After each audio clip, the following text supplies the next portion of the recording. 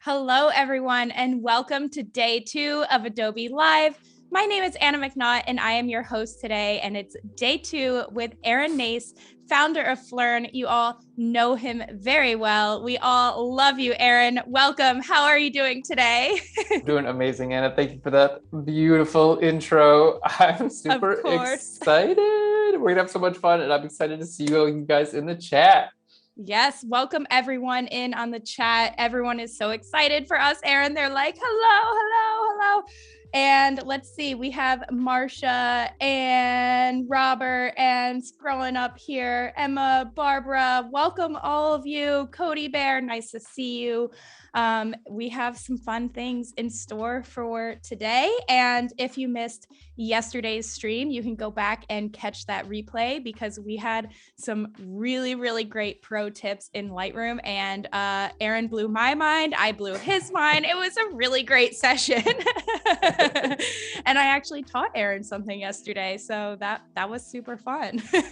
Yeah, like I'm going to totally use that a lot. So thank you. It just goes to show like you never stop learning. It's awesome. I know. It's so great. So just some housekeeping things real quick. Be sure to check out a brand new episode of the Photoshop Daily Creative Challenge with Voodoo Val every weekday at 9 a.m. Pacific time. Take your Photoshop skills to the next level, which is exactly what we'll be doing today. And then if you are watching over on YouTube, come over to behance.net/Adobe Live so that you can join in on the chat and ask Aaron some questions. And there's going to be a lot of good things today. So you might want to be a part of the chat over here because we have some good people in this chat and some good things happening. So without further ado, I will let you take it away. Amazing. Thanks so much, Anna. I am so excited about today.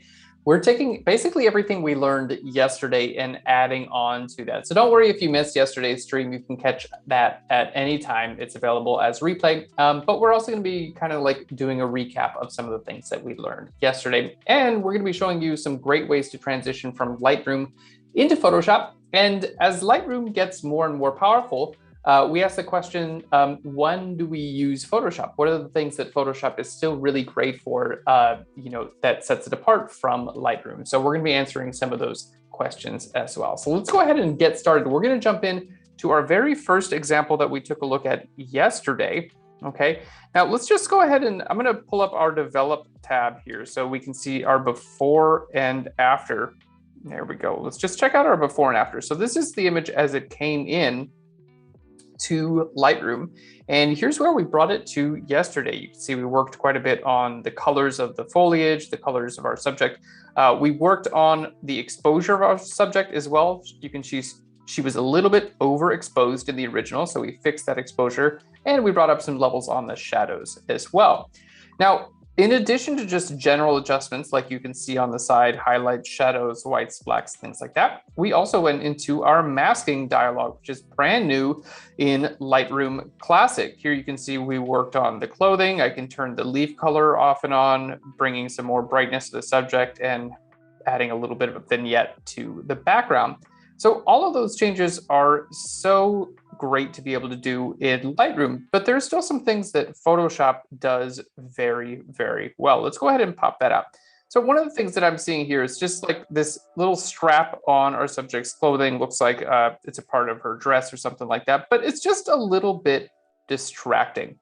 Now, Lightroom does have some clone options and some heal options. So let's go ahead and show you. We're just going to zoom in and see what we can do with these. So we're going to start with our heal option. Now, basically in Lightroom here, we're just going to click and just drag over the thing we want to remove. And Lightroom's going to do its best job to remove that. Okay, let's go ahead and click and see if we can add a little bit more. Now, this is where, as you can see, it basically just chooses a different area to sample from. And in this case, it's kind of chosen like something that doesn't really look that good. So we're just going to hit undo. And in my opinion, these heal tools and the clone stamp tools, they work well when you want to get rid of like very small distractions.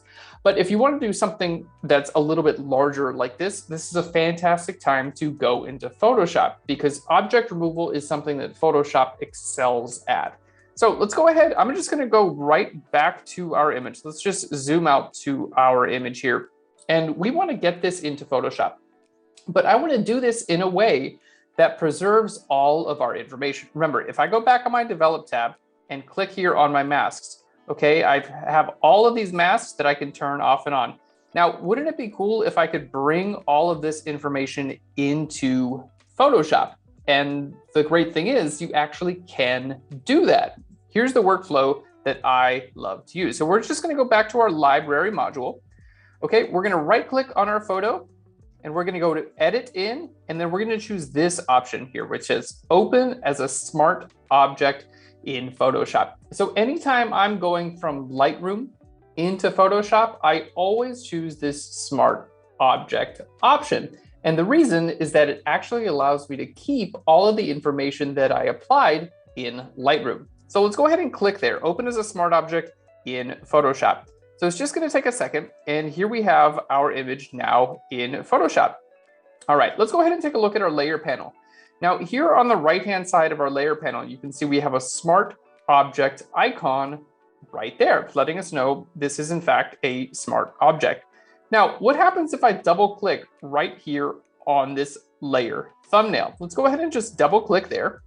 Okay, and you're going to see that this opens in Camera Raw. Now, Camera Raw is basically Photoshop's version of raw processing software. And it actually uses the same internal software that Lightroom Classic uses as well. Check this out. All of these adjustments that we made to our original image are now fully intact. And with the brand new Camera Raw option, we have a masking feature here. And check this out. Clothing red, turn this off or on, these leaves. These are literally the exact same features that we just had in Lightroom, but now they're available to us in Photoshop. And we can make changes to these. Like our background here, I can go ahead and adjust our exposure right here at any point in time. All I have to do is hit OK, and it automatically updates to that image. Isn't that amazing? That is so cool. The coolest workflow ever. And if you're working with raw images, it preserves your 16-bit raw editing capabilities as well. So it's a super great workflow. Now let's go ahead and hit F for full screen. We're just going to zoom in here a little bit because we want to really take advantage of the fantastic object removal tools here in Photoshop. Again, my goal is to get rid of this strap. So we're going to go ahead and create a new layer. I'm just going to click here on the new layer icon. Looks like a little plus in your layer icon. And we're going to go right here to the first and probably my biggest suggested tool when it comes to removing things. It's called the Spot Healing Brush tool. Now, the Spot Healing Brush tool has an option right up here at the top that says Content Aware. And this is actually going to search for similar areas in your photo and fill them in with those areas. And you can do this on a new layer, so it's completely non-destructive. So let's go ahead and start painting over this strap. And you don't have to do like a great, perfect job here. Just kind of like paint over it. And look at this. How cool is that? If it doesn't do exactly what you want, just kind of go over it again. And Photoshop, for the most part, will do a really good job just kind of figuring it out. I'm constantly impressed at what a good job this does. Right? Yeah, that's amazing. I actually don't use this too much because I've just been so trained on the clone stamp, and this is a game changer though. It's amazing. I always use this tool first, and if it doesn't do exactly what I want, then I try the clone stamp or the regular healing brush tool. Okay, cool. But yeah, really, really good workflow. So the healing brush tool and the clone stamp, those are not like, useless now because this tool doesn't always do exactly what you want. Like right here, I kind of want to redo this area. There we go. And again, if it's not doing exactly what you want, then that's where I go in and I'm like, okay, cool. I need the clone stamp now to kind of clean this up and make it look a little bit better. So we're just hitting S for the clone stamp tool. Kind of want to rebuild this little, you know, fuzzball looking thing here. There we go. Fantastic. And then I don't know what's going on with this seam. I'm just going to remove it to make it a little bit easier for the edit. There we go. We'll just kind of straighten that up. And then we'll just kind of bridge that gap there a little bit too. And you can spend as much or as little time on this as you'd like. You know, I always like to kind of try to find the sweet spot between, like, you know, let's not spend a ton of time. Let's get the job done and make it look good. Yeah. Now, that, I gotta say, pretty good, right? Like, that was our goal, to get rid of that little strap there, and it didn't take too long to do. You can go in here if you want to do a little bit more cleanup, maybe with the regular healing brush tool, just kind of clean up some textures. But all in all, very, very quick and easy to do. So let's go ahead and zoom out.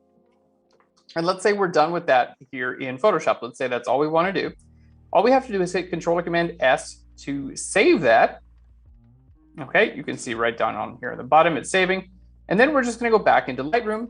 And here in Lightroom, check this out. I have, there we go, both of these images now. Let's just put them side by side here. So I have my version that I just edited in Photoshop, and I have my original that I edited here in Lightroom. So it automatically knows, because I went to, in Lightroom, I right-clicked on the image and I went to open as a smart object in Photoshop. Lightroom knows that it's going to send it to Photoshop. It keeps track of where it is on your computer, and it automatically updates a new file back in Lightroom. So you don't have to go manually add it. It's already there, and it knows that you want it back in Lightroom. So it's a really great workflow because it keeps everything together. I love that it does that. That's like, I remember learning that a few years ago and was like, what? I didn't know this. I've been, you know, I always would export it, save it on my desktop, put it into Photoshop. It was a mess. I completely agree. Yeah. And Lightroom has improved greatly in that regard over time, because it used to be a little bit like tricky to get everything to sync up back together, but now it does a fantastic job. As long as you use that smart object feature, it's really, really cool. We're going to go ahead and move on to another example of when we might want to pull something into Photoshop. So let's go ahead and take a look at this. Now, this image here, we haven't done any edits to this at all. You can see this is straight out of the camera here. All of my sliders are pretty much right at 0. So let's go ahead and start off with a basic edit here. We're going to go right into our masking tools. Okay. And I'd like to just bring a little bit of brightness to my subject, maybe bring the shadow levels up a little bit for my subject. So we're going to go to our radial gradient to start with. Let's just click and drag out there. This nice little purple overlay today to let us know what area we're affecting. There we go. You can change the color of your overlay right here just by clicking on this color, and you can choose any color. I usually just pick a color that allows me to see what I'm doing. There we go. Now let's go ahead and bring up those shadow levels just a little bit. This is something that I like to do right around my subject's face and body. There we go. And bring up the exposure a tiny bit. And then the whites, we're just going to bring those down a tiny bit because she's a little bit overexposed in the highlights. All right, let's go ahead and add a new mask here. We're going to go nice and simple with this, just a real simple, easy vignette. Let's go ahead and invert that.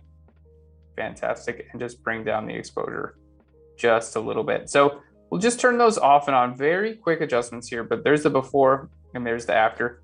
You can see it just kind of draws the attention of the viewer into the subject just a little bit better.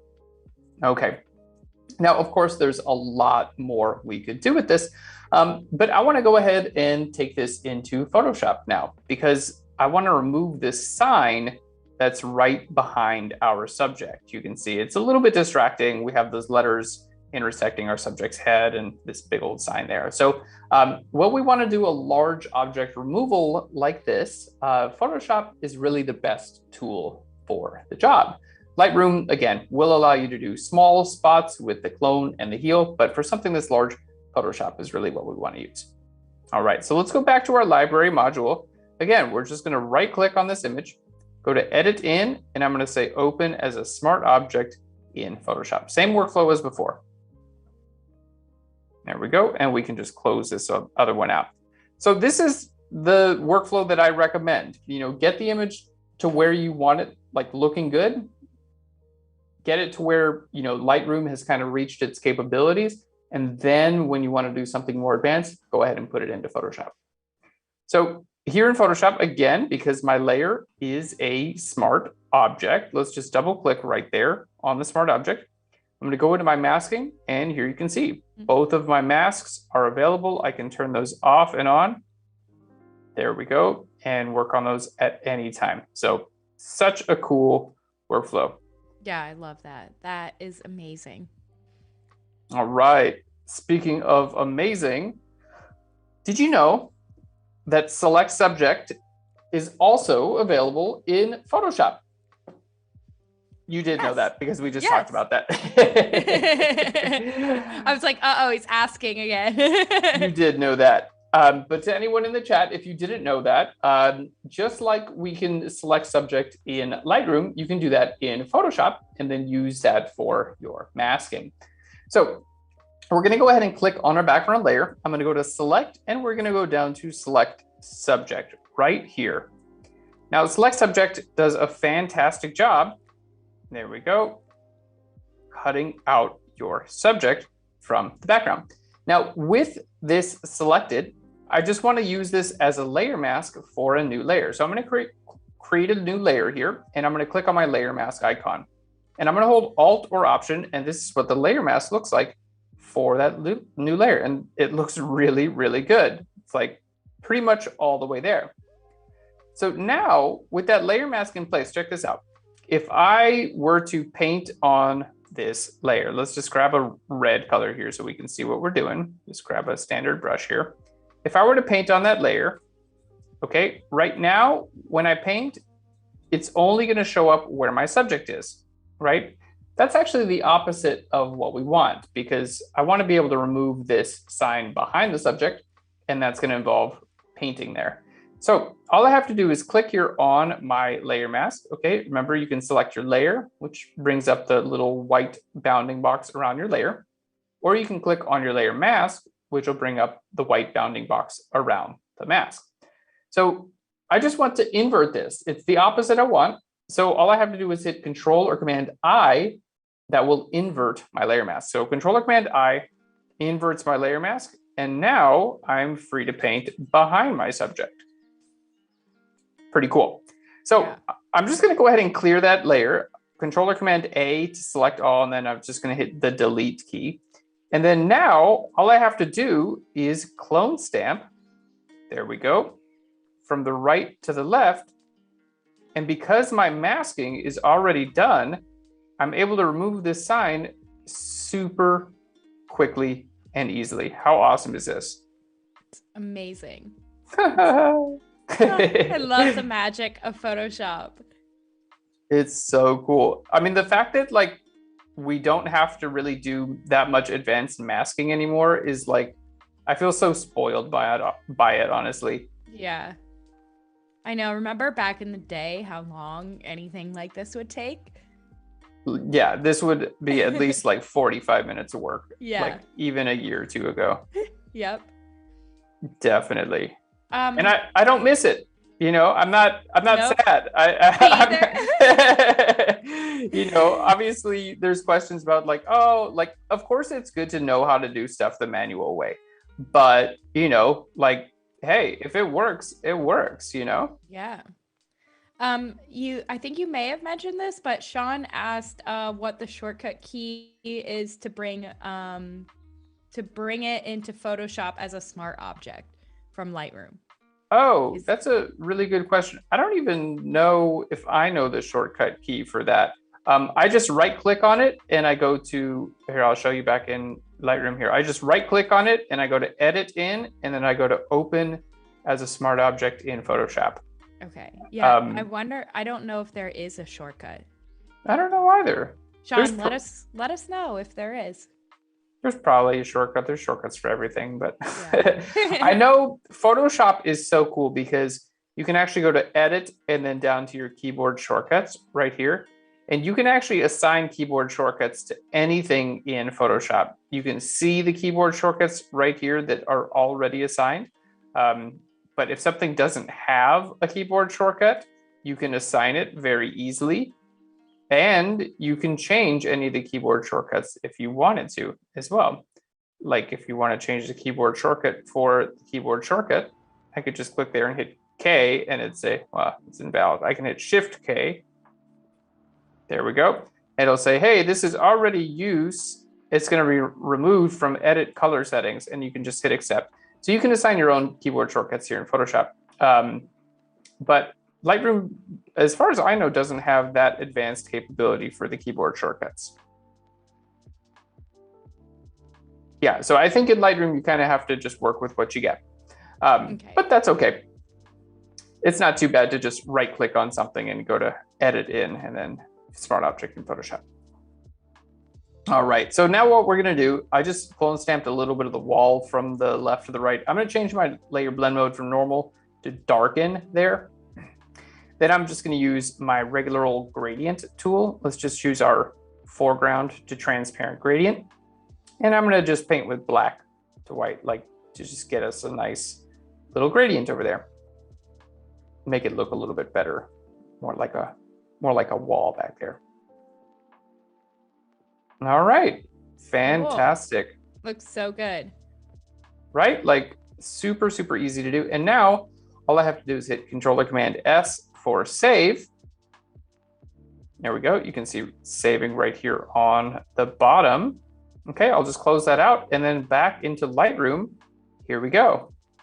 I've got my images. Perfect. It's crazy, right? Like that really doesn't take that long to do. With these new tools like select subject, boy, we just cut our subject out and remove that sign. So went through the editing process here in Lightroom, back into Photoshop, and then back into Lightroom once again. A question for you from the chat. Why export it as a smart object versus converting it once you're in Photoshop? Oh, that's a good question. Because when you export it as a smart object from Lightroom, it keeps all of the Lightroom settings in that file, and you can adjust those at any point in time. So for instance, if I could just open this back up again, there we go. I'm gonna go to edit in, and then I'm gonna say edit in Photoshop. All right, there we go. If I want to, because this is a smart object, remember, I can just go back in here and let's just shrink this up so we can see anything. I've got my camera raw dialog. I can go back to my masking and then turn on and off my masking for my subject that I did in Lightroom. So it allows us to keep all of our changes that we made in Lightroom as a part of that file. If you just did a regular export and then converted it to a smart object in Photoshop, it wouldn't carry over the settings from Lightroom. So that's why I always recommend in Lightroom, go right click and then open as a smart object in Photoshop. Great. Hopefully that answers everyone's questions so far. Let us know if you have any others. Yeah, we got plenty of time. We're hanging out, so happy to answer any questions you might have. All right, next one I want to work on is this image here. And we're going to do something kind of similar, but there are some distractions in this image like this. The air conditioner unit right by our subject's head, and maybe I want to try to put a new sky in there as well. So let's go to here. We're going to go to our masking. We'll go to select sky. There we go. And in this case, I just want to see if I can bring the white level down the sky a little bit. We don't have a lot of information with that sky, so we're just going to kind of bring it towards blue a little bit. But in Photoshop, you can also select sky and then do a sky replacement. So that's kind of my hope for this image. All right, let's go ahead and do a select subject again, or sorry, just a select radial gradient. We're going to brighten up our subject's face. There we go. I find that using the shadow levels on the subject works really well It doesn't mess up our exposure usually, but still brings a little bit more brightness to the subject. There we go. Yeah, if you guys have any questions, now's the time. Let us know. Let's see. When a question from the chat, when they go back into Lightroom, do they still have the masks? So once it's back from Photoshop, are the masks still attached to it? Let's go back there. They definitely are on the original file. There we go. Let's go back into the develop, and here, no, they do disappear from this, because now this is, as you see, this is actually a layered TIFF now, whereas the original one is this JPEG. So because it's a layered TIFF, you don't have the adjustments back available here in Lightroom. But if you go and edit this back in Photoshop again and double click here, then you can see you do have access to them here in Photoshop. The way this layered TIFF works is that basically this background layer, this is basically like what you're pulling in from Lightroom. And then as you add more stuff on top of it, then you have to take into account these layers. And you can save this out as a PSD or as a TIFF. And then once you have these layers, basically you're kind of like packaging the original file up with all of these other information. And that's why it becomes a layered TIFF. So it does reference that back in Lightroom, but Lightroom is not able to read like the layers inside of a TIFF to get the information back out of that, if that makes sense. Yeah. So I recommend getting your image back to, like, you know, get it to the place where you want it and then go ahead and put it into Photoshop. Good question. Yeah. I know that's the one thing I would love to see Lightroom and Photoshop merge together, is the ability to have that crossover, because sometimes then you go back months or years later and you're like, oh no, I have to reopen this and it is missing this and this is disconnected or whatever. You know, there's always some little thing that doesn't quite work. There always is. Yeah. And it's so funny because as Lightroom gets more powerful, it's kind of becoming more and more like Photoshop. Like these are almost like adjustment layers that we have access to now in Lightroom. So yeah. It's almost like the two products are merging in a way. So it'll be interesting to see where this goes in the future. Yeah. Yeah, because you really can't beat the ability to store all of your photos in Lightroom.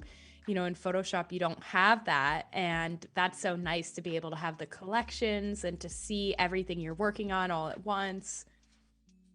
I completely agree. Yeah. Yeah. So we'll see. Maybe it's just going to be one photo editing program in the future. Yeah. Who knows? That would be crazy. That would be crazy. I know. It'll confuse a lot of people, but yeah, we'll see. You know, it's yeah, technology moves so fast. And I think that as we figure out ways to simplify these, like select subject, for instance, like it used to be that you would absolutely need Photoshop to be able to cut someone out of their background and to be able to affect just them. You know, Lightroom couldn't do anything like that. But now we have all these AI tools that are helping us out. So tools like Lightroom are able to do things like select subject, which is super cool. Right. Yeah, it's crazy. We'll call it Light Shop. Light Shop. I think they have a winner. Yeah, or Photo Room. Photo Room. Welcome to my Light Shop Photo Room. So here we're just painted right over the headlight here with a mask. And then I just want to go ahead and do an intersect with this because I only want to affect this light area on the headlight here. So we're just going to go right next to our mask where it says ... We're going to go to intersect and I'm going to go to luminance range. I'm going to just click here on the luminance range here. There we go. And then, fantastic. This is going to allow me to just edit the light parts of that intersection. So you can see I'm only going to edit basically that headlight. Let's go ahead and turn that show overlay off. And then I'm just going to bring our exposure down a little bit and then just bring in a little bit of a color. Let's just bring in like a super like nice warm. There we go. Maybe a little bit less saturated, just so it doesn't look like so like just white, you know. I wanted something, there we go. Let's go back to the brush. You can hold Alt or Option to minus out from the brush. So I'm just gonna minus that out, but let's just turn that one off and on. So it just looked like pure white before, and now just kind of like toning that down a little bit there. There we go. Maybe I'll tone it down a little bit more. There we go. So these are the kinds of things that I want to do here in Lightroom before I put it into Photoshop. So let's go ahead and just turn off these masks. There's our before and after. Just with a couple masks, you can see that's a really big difference we're able to make in Lightroom. So now I want to go ahead and take this into Photoshop. So we're going to right click here. I'm going to go to Edit in and then Open as a Smart Object in Photoshop. And as we know, it's going to include all those changes. So if I double click right here in Photoshop, go to my masks, we have all of those masks available for us to change at any time. All right. But now what I want to do, excuse me here, is I'd like to remove this air conditioner because it's super distracting, and see about doing some other stuff too. So let's go ahead and start here. I'm going to grab my clone stamp tool. So we're going to hit S for the clone stamp tool, and I'm going to sample right here. There we go. And then we're just going to paint straight up. And there we go. As you can see, just going right up this corner, it's just going to kind of duplicate the same information over and over again, but that's totally okay. There we go. And kind of just build that right up. And then there we go. Kind of just fill this in a little bit more. And then we're going to do that right over here too. So let's just sample this area here. And there we go. Go ahead and paint that in there. Get that corner looking good. Fantastic. And just kind of paint right down here. And then all I have to do is, you know, paint at a little bit of an angle, and I've got myself a corner of a building. Nice. Beautiful. There we go. Check that out. Bye-bye air conditioner unit. There we go. Looking pretty good. And I'm just going to grab that corner of that window there and kind of bring it in down here. There we go. Buildings are like generally easier than you might think because things tend to just repeat and everything is very geometric. There we go. So that's that air conditioner unit gone. Let's see if we want to get rid of some other stuff. I can grab tools like our spot healing brush tool here and simply paint over areas like this. And then Photoshop's going to do a great job figuring out what should be there and putting it in there. So perfect. Isn't that amazing? I love it. So just all these little distractions that might catch your eye, you know, you just take care of these and do that pretty quick here in Photoshop. So I would also like to do a little bit of a sky replacement here on my image. So we're just going to go to, there we go, edit, and then let me just create a new layer here. I'm going to go down to sky replacement. I'm just going to do a merge visible. So I'm going to go to image. There we go. And apply image. There we go. All right. So now we'll go to edit and then down to a sky replacement.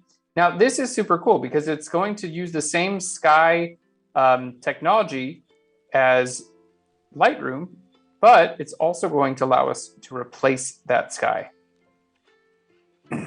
Now, my biggest thing with like sky replacement is you want to try to find a sky and match it as close as you can to the original.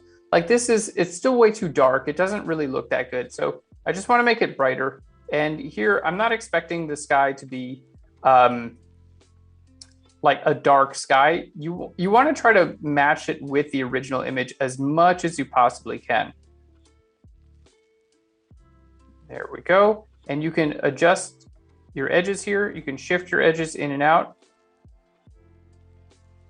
just to get a nice subtle effect. And then you can just go ahead and just choose a few different skies. Like maybe, yeah, maybe this kind of like cloudy sky actually works a little bit better, huh? Yeah, that's cool. Definitely gives it like a moody vibe. There we go. Yeah, it just gives it a little bit more like, kind of fits with the picture. Like if you have a bright sunny day and then you try to put like a sunset sky in that, it's not going to look right because like the sky color affects the color of everything else around it. So just want to try to be as aware as possible to match those as best as you can. But we hit okay. It's going to output that to some new layers. You can see it makes all these new layers for me. Okay, I can just turn this off and on. And look at that, we just popped a new sky in there. And if I need to, I could just put a layer mask on there and just mask it away from her shirt. How cool is that? So all I have to do is hit save, Control Command S, jump back here into Lightroom. And once it saves, it's gonna automatically, there we go. It's gonna automatically pop back into Lightroom with our new sky. I know it doesn't have like a ton of detail, but that's actually gonna work a lot better and look a lot more realistic than if we try to put like a full detail sky in there, because of our exposure as well. You want to make sure, like if it's a pretty bright sky in the original, make it bright with your sky replacement as well. It's going to look a lot more realistic. Yeah, that looks really good because it's just like a tiny bit more detail. Just a little bit. Yeah, that's really all we need. Yeah, I'm going to take a short bathroom break. If we can get some questions from the chat, I'll pop back and we can answer those. Sounds good. I have one ready for you when you come back. Fantastic. Let's see.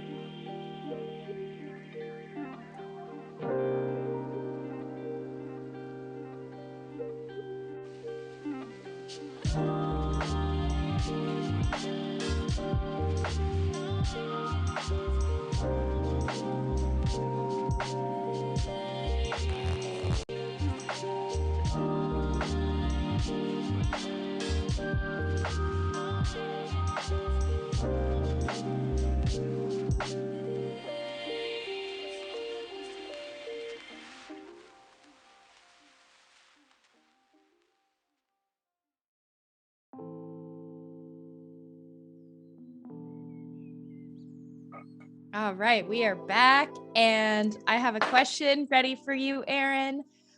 Richard was asking about doing, he said, do you do the Lightroom mask first or the air conditioner first? In this case, we did the Lightroom mask first, but he brings up a good point and says, considering the radio mask may affect the air conditioner area. Yeah, definitely. If you're working with like a super clean background, it might be easier to go ahead and remove things like the air conditioner first and then go back into Lightroom after the fact. That's a really, really good point. So it really depends on like what you're working on. I find with details like photos like this that have quite a bit of detail, usually it doesn't matter that much. But if you were working with something that had like a pure white background and you wanted to add a little bit of a vignette to that, then you wouldn't really want to work over top of that vignette. So definitely a great point. And I think it does depend on what image you're working on. Also, by the way, you can totally add vignettes and things like that in Photoshop as well. So there's no really like right or wrong way to do this. Generally, just because Lightroom is so fast and getting so powerful, I'm tending to do more and more of my editing within Lightroom. And that's when I'll just pop into Photoshop for like big object removal stuff, things like that. So yeah, I would say there's really no right or wrong way to do it. I would still recommend opening it as a smart object in Photoshop, even if you don't make any edits. Like if you just open it directly you know, like after you import it from your memory card, you could pop it into a smart object in Photoshop, do all your editing, and then get it back into Lightroom again. Cool, good question. Yeah. Let's see. We got a couple more. Yeah, let's go. John asked if we're going to be doing this tomorrow. Unfortunately not. It's just a 2-day stream, but you can watch many other people do this tomorrow. I'm not sure who's up next, or if there are any tomorrow, but you can watch all of the replays. You can watch yesterday's replay with Aaron and I, and then hopefully we'll be back at some point too to do this again. I hope so. Yeah, I wish we were doing this tomorrow again. I'm like on a roll now. I'm like, yeah, I could do this every day. I know, right? Me too. That would be so fun. I would do it every day. I just need to feel better first. Then I could do it every day. There we go. Yeah. And then Rose asks, you can create a virtual copy before going into Photoshop if you wish to keep the original. Am I right in the way of thinking here? Yes, that's correct, right? Definitely. Yeah, you can create virtual copies if you want to keep the original. And as you see here, so I have this version on the left here. Let's just bring this up. This version on the left here, this is my Photoshop edit. As you can see, the air conditioner is removed, that little thing on the wall, and the sky replacement. And this on the right, that actually is my original. So in this case, because I opened it as a smart object, it actually keeps both copies there. So in this case, there would be no need to do a virtual copy. But we are going to show virtual copies in just a little bit, and they are super powerful, and I love using them. So yeah, big thumbs up for virtual copies. Cool. I'm like so thirsty. It's so dry right now. I know, same. I'm like about to run out of water over here. I'll cover it for you if you want to grab some. Okay. There we go. All right, let's go back to our grid view, and you can see we're just chugging along. This is super cool. So let's go ahead and shift gears here a little bit. I want to work on a non-people photo here. There we go. Just some deer or antelope. Or caribou. I have no idea what these are, actually. Does anyone in the chat know what these are? I don't know. with those antlers, right? That doesn't look like a deer. Maybe they're elk? Yeah. Maybe, but they have, unless they're like baby elk, because they have spots. Oh, they do have spots. Someone in the chat is going to be like a expert at this, I know. So looking at this photo, like, beautiful, obviously, like nature photograph. If I took this, I'd be super, super proud and cherish this moment forever. However, like the brightest part of the image is kind of this like yellow strip that's running right behind the subjects, right? Like that's where my eyes are going directly to start with. And the subjects themselves are still a little bit dark. So I want to see if I can kind of change that a little bit. And again, what my goal is is bring more attention to the subjects. What do you say? Does anyone in the chat know what these are? Not yet. Not yet. Let us. Okay, John said caribou or elk. That was my guess too. Yeah. These don't look like traditional deer, but no. I don't know. Caribou. Maybe caribou. I'm gonna look it up. They could be reindeer. Look, they've got these horns like right there. And then these other ones, I would say this is photoshopped if I didn't know better. They don't look real. Let's see. Caribou. All right. They're so cute. They are super cute. So what we're going to start with is I need a way to select them. And I want to select them, but I want to see about selecting the foreground too. Let's see what select subject does. It's definitely refined for people, but let's see what it does in the case of these guys here. So let's go to select subject. And whoa, look at that. It nailed it. Totally nailed it. It selected both of my hoofed friends. So good. You found it? Steve says maybe Scottish deer. Scottish deer. Of course. It was something that I've never heard of. I know. A Scottish stag. A Scottish stag. And maybe they're babies. All right. Cool. Well, it makes me want to go to Scotland now. I know. All right, Scottish stag, let's bring you more into the light here. We've selected you. Let's see what bringing up your exposure here just a little bit. Look at that. Whoa, how cool is that? Like all we have to do is just slide this exposure slider and it looks like they're in the light now. I'm going to bring up our warmth a little bit, like the color temperature, so they kind of match what was going on. But look at that. I mean, just turning that off and on, that was like almost no time to edit that. I feel like so good. A super duper evangelist right now for these tools. They just work so well. It's hard not to be. I love it. I'm going to bring our shadow levels up just a little bit. And boy, this is looking really good. Now, sometimes let's just zoom in. Like, yes, it did an amazing job. But as you can see, like right here, it got this little area between the antlers too, right? So we don't necessarily want that. So what do? We just go right over to where it says subtract right here. So I want to subtract from that. And then I'm just going to choose a brush.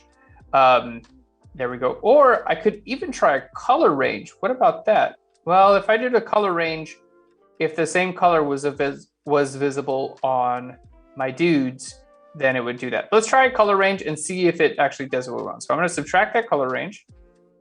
All right. And then Control Command minus out and then see what that does. And the cool thing is I can turn this, just the color range subtraction, I can turn that off and on. So let's just turn that off and on. Whoa, that totally did it. You see that?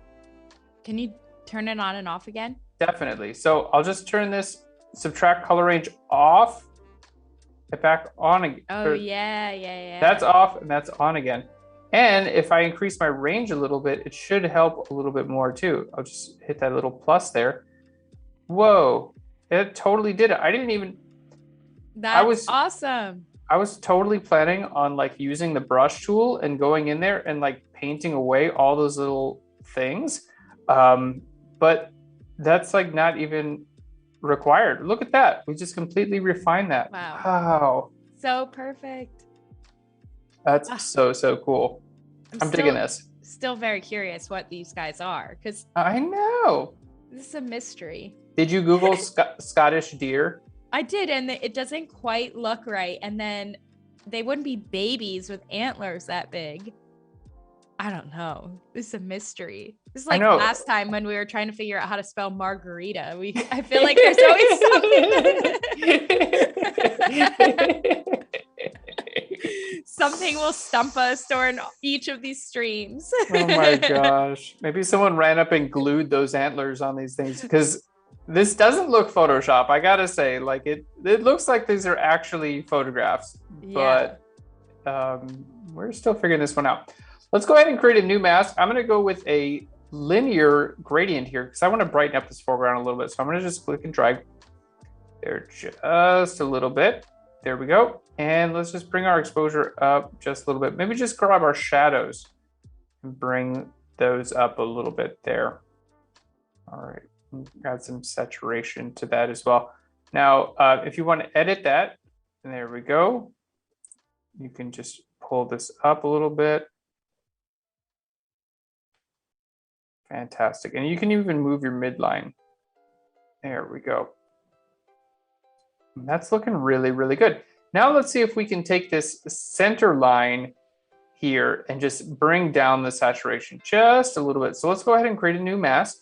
Now I just want to do this right in the center there. So I think I'm just going to use a brush to start with and just make a big, big brush. So I'm going to hit the plus key, or the open bracket rather, on my keyboard. We're just going to paint with this plus. This is so fun to do in Lightroom. I really, really like this. I always find it very relaxing to do all of these edits in Lightroom for some reason. It is so relaxing. Yeah, it's like, because you have your history right here. I just feel like I can't mess anything up. You know what I mean? And it's like not that intimidating because there's just a lot less tools to learn. So yeah, I completely agree. All right, so I've got my mask there, and now I want to target just those yellows from that mask, right? So from that, I want to go to intersect. So let's go to this dot, dot, dot. We'll go to intersect with, and then we're going to go to color range. And then I'm going to click here on this color range, and then I'm going to hold shift and then click and make sure it gets all of the color ranges that I want, right? Because I want to target those yellows. Let's just bring our range up a little bit there. So again, this purple color is kind of showing me what I'm going to affect. And then you can change this, you know, as I change it through my colors here. you're going to see that it just helps you to visualize what you're doing. So whatever color helps you visualize, and you can even affect your opacity there too. Maybe I'll bring that up a little bit so everyone can see that a little bit better. So now we've got all those yellow areas there. I'm going to just click on this show overlay. We can click that to turn that off real quick. Or you can hit O on your keyboard to hide and show overlay.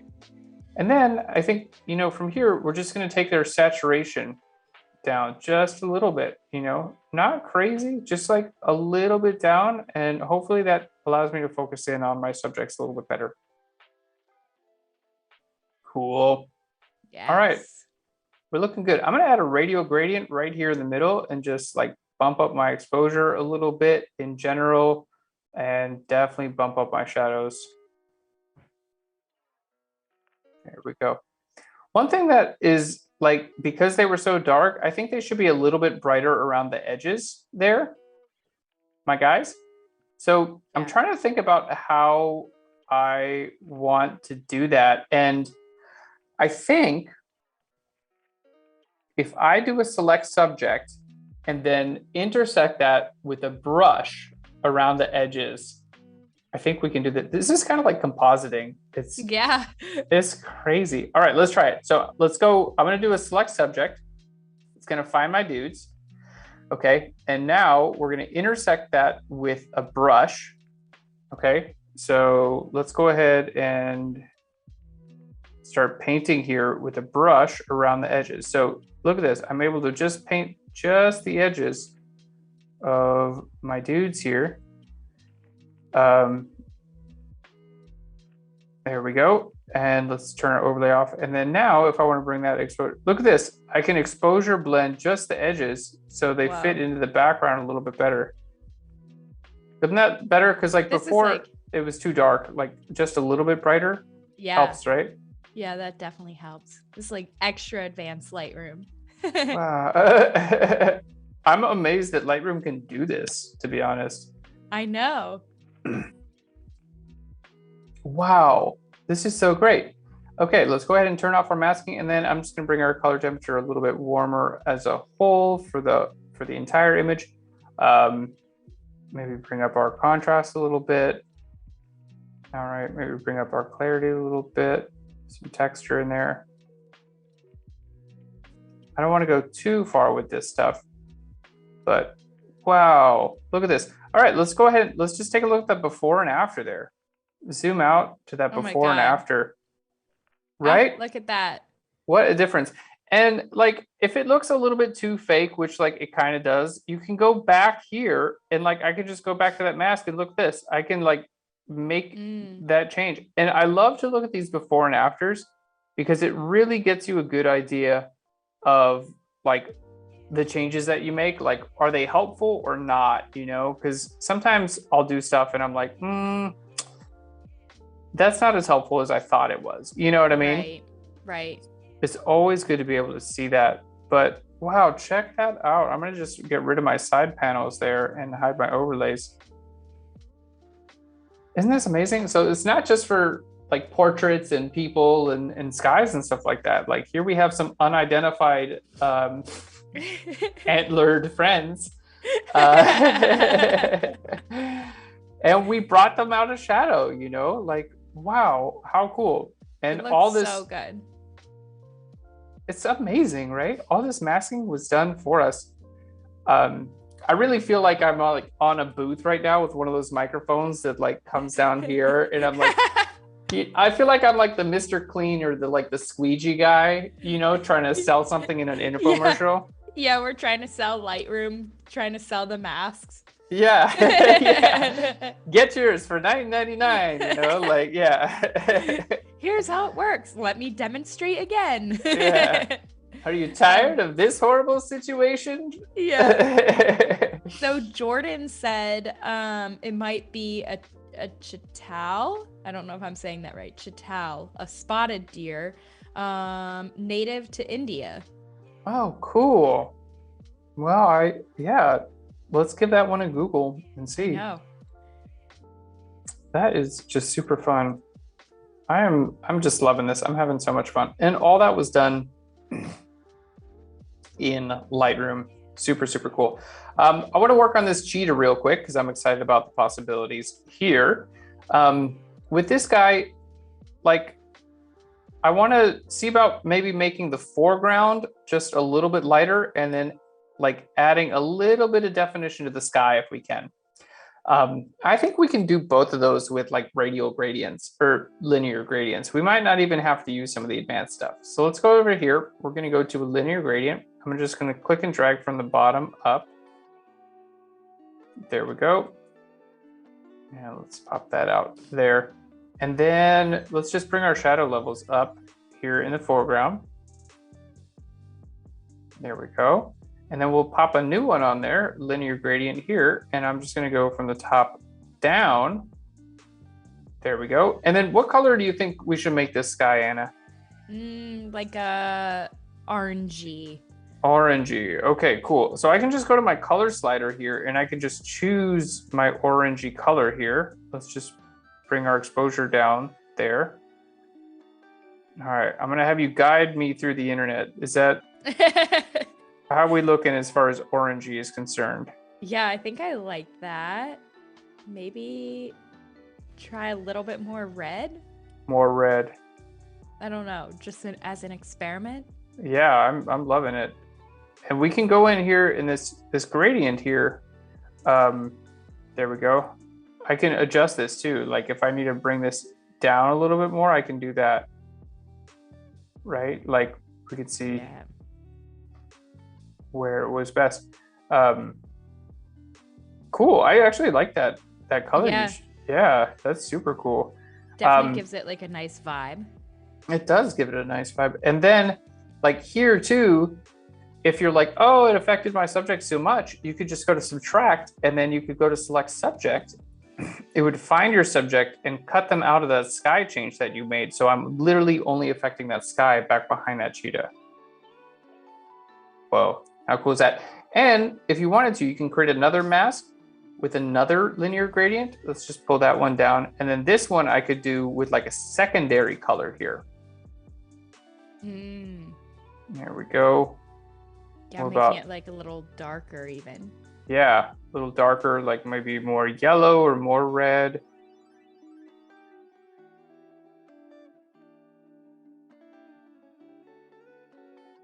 Yeah, something like that's kind of looking pretty cool. I love it. I think we also have a winner from the chat. Let's see who said it. Jeffrey, a fallow deer from Europe. And that's actually spot on. I did a little Google and that's it? Yeah, I think that's it. Fallow, fallow deer. Fallow deer.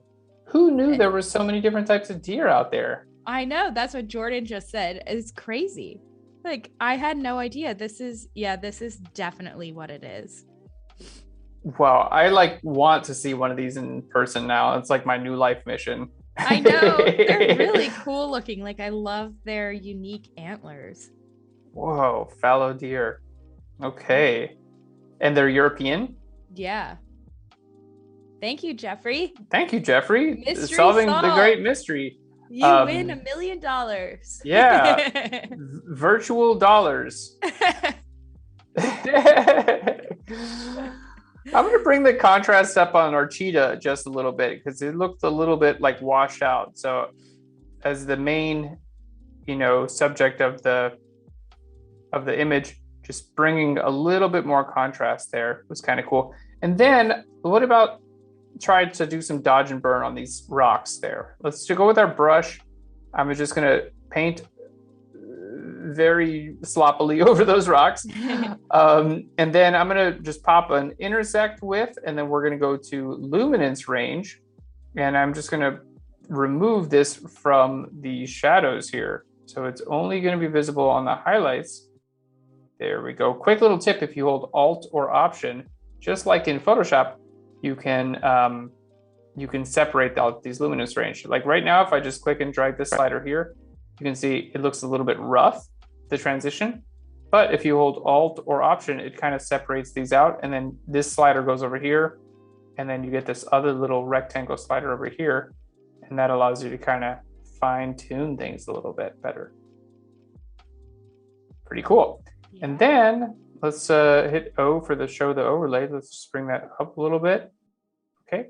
And then I got to minus this out. So let's go to subtract, and I'm going to go to my brush, and then we'll just do our brush here because I just really wanted to get that rock there. I don't need to get all the stuff behind that rock. Trying to get a little bit more attention to my cheetah. I'm assuming that's a cheetah, but my my skills for animal identification are, you know, I'm 0 for 0 today. I know, we can't be 0 so for sure 1 now. Yeah. It's like some totally other animal. I know. All right. Let's turn that off and on. There we go.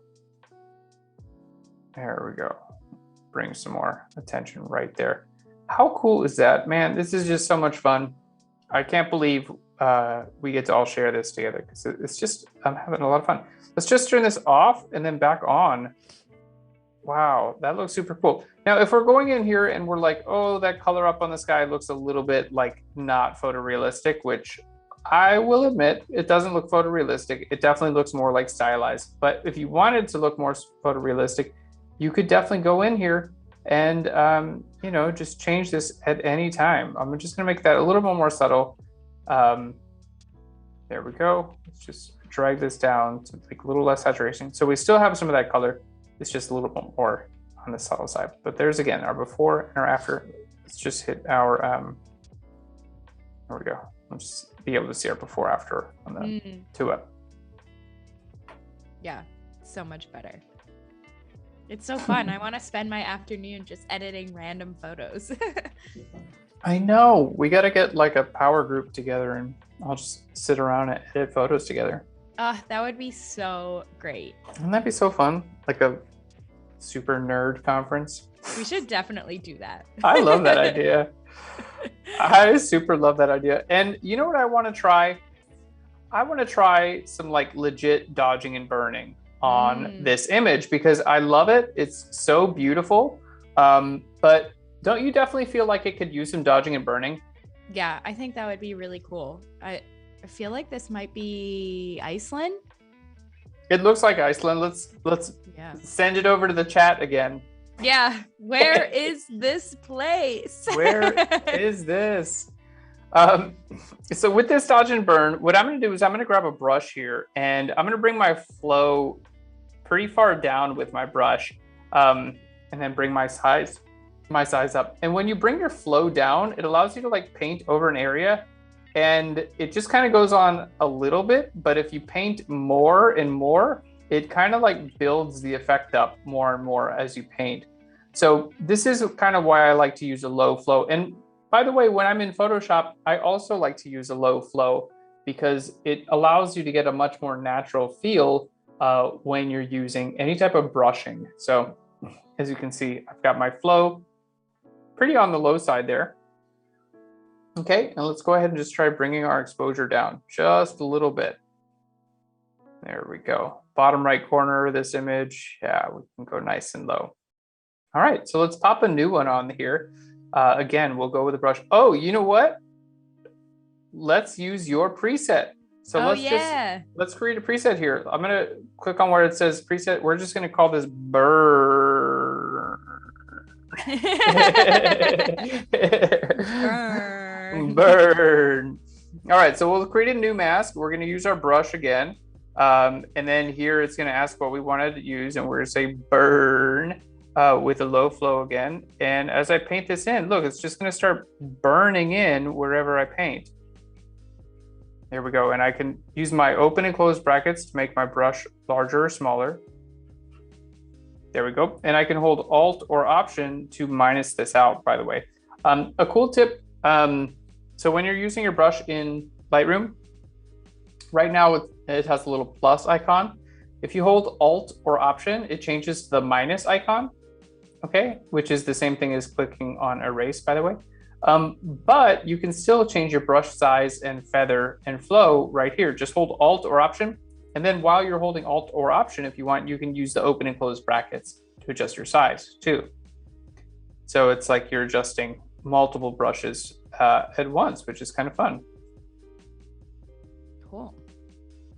Go. Steven said we should add Jesus Ramirez to our nerd group for the ultimate power group. I agree. He is 100% invited. Yes, definitely. I love Jesus Ramirez. Me too. He's the best. Oh my God, I'm actually like really loving this nerd power group idea. I think it's such a good idea. You know, We'll they have make to discuss. yeah, you know, they make like power bands, you know, like where they take different singers from different bands, or like, you know, the guitarist from that band and the drummer from that band, and shove them all together. Yeah. Oh, I think we're making something here. yeah, I think we're onto something. I think we We'll are. have to start like a WhatsApp group. This is history in the making right now. So I'm just going in here with this burn brush and just kind of painting around. And you can actually see, if you want to check out the mask here, you can see the mask that I'm painting is, there we go, white on black, show overlay. So you can see I'm just kind of like painting in these little shadow areas here, just like I would do in Photoshop. There we go. Let's just turn that mask overlay off. And I can see what I'm doing. And because I have a low flow, I can kind of like work my way up into it.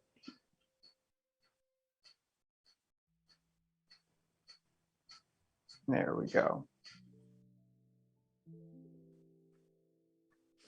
I feel like it needs some color. It definitely needs color. I completely agree. I'm gonna maybe add, well, yeah, let's just switch to color. So what do you think on color? What would you add in terms of color? I don't know. I'm kind of curious to see with like the HSL, like playing around with that a little, and it's just looking kind of drab. It does look drab, doesn't it? So let's go in here in our HSL, and this is a super cool set of sliders because you have, by default, it's probably just gonna say hue, but I like to click over here where it says all. There we go. So let's go ahead and click on all, and then we have hue, saturation, and luminance. So right here, we can just click on, I'm gonna start with saturation because I think it needs more saturation. Yeah. So I'm going to click on this little icon right here, which literally allows us to just click on any colors we want in the image and just drag up or down. And it just adds saturation to those color ranges. I think that's looking pretty cool. Yeah. Yeah, just a little bit of saturation up there. And then I can go into my hue and I can start playing around with my hue. Like we could go like, oh, fantasy, sci-fi, red, you know, or we could make it more like like that. Do you like it like that? It's a little bit. Yeah, kind of. It's like it makes it all like lush and tropical. Yeah, it's kind of like a little bit too much, but also I kind of like it. I know. We could make it super fantasy or even bring it down just a little, meet halfway, and then I think we might be on to something. Yeah, I'm liking this quite a bit actually. It definitely looks like a little bit like not real, but I think given this scenery, I think it can handle it. Definitely. So what I'm going to do here with this dodge and burn, because you can see like I did a dodge and burn, you know. Well, so far I've just burned it. But what I like to do when I'm doing a burn or a dodge in Lightroom or Photoshop is I like to restrict that to a certain light range as well. Like right now, you can see if I turn this off and on, it just looks a little bit sloppy because I just painted with a soft round brush and it's just showing up equally over highlights and shadows. So what I want to do is I want to go ahead and subtract out a light range from this. So I'm going to click on the subtract. We're going to go to luminance range. Okay. And then I'm going to just start subtracting out from, there we go. Subtracting out. So it just shows up in the shadows. That's what I want to do. And it's going to give me like a much more nuanced kind of natural looking effect. There we go. Show luminance map there. There we go. Let's just turn that off and on. So if I turn this off and on, this luminance map, there we go, this mask. There we go. So you see it's kind of like allowing some of the highlights to come through now. Yeah. Yeah, I really like that feature. I know you played around with it yesterday on the woman's scarf, and it's so cool because I think it just adds so much depth to the photo. It really does. It's a way to like fine tune your adjustments without having to be accurate when you're painting. You know, I'm just painting with a big soft edge brush here. Yeah. Let's go. I want to do something with our highlights here. So let's start off with our brush. I definitely paint in here with these highlights. And let's see. I want to just bring some saturation up. I want to maybe like bring some like yellow color into them. But again, it's got to be just on my highlights, right? I'm going to overdo it just so I can see what I'm doing a little bit better. Okay.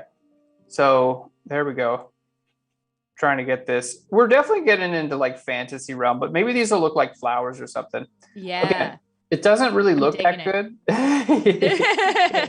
Yeah, awesome. Thank you. It's kind of fun to do it. It doesn't look that really good yet because it's still visible so much in the shadows, right? So what we got to do is I got to go to, I think we do an intersect here, intersect with, and then luminance range. Okay. And then let's just try bringing this down. I'm going to unclick on the luminance map there. There we go. And you can see now it's just going to show up like just in those highlights. So I can really see. Let me just zoom in here so everyone can kind of get a good handle on that. So this luminance map, you can see without it, let's just turn this luminance map off. So you can see it's just kind of showing up everywhere, right? It's like it's in the highlights, but it's also in the shadows. And is that a horse laying down there? I don't know. It almost looks like it. Or it's just old grass. Old grass? Yeah. We should just rename this segment to Guess That Animal. That's good. I like that. Because I have no idea. But you can see, look, check this out. So this is like what it looks like, you know, as it is, right? And then we kind of bring this in there. And it just like allows us to kind of feather this effect in to just be visible where we want it. Super, super cool. And then we can go ahead and make these adjustments too. Like we don't have to go so insane with the color. We could bring it back towards screen a little bit. You know, you can really just have some fun here and dial this in.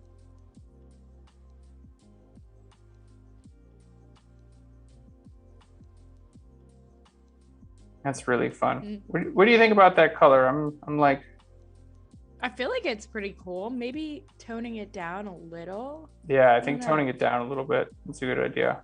This is definitely one of those photos like we talked about yesterday where you're working on it and then you look away and come back. You're like, what? What did I do? What did I do? But I feel like, yeah, it's cool. And yeah, sometimes I like to push the colors to the extreme and like go overboard the way you kind of did with painting that in and then like tone it back just to that like middle edge before it's too much. Yes.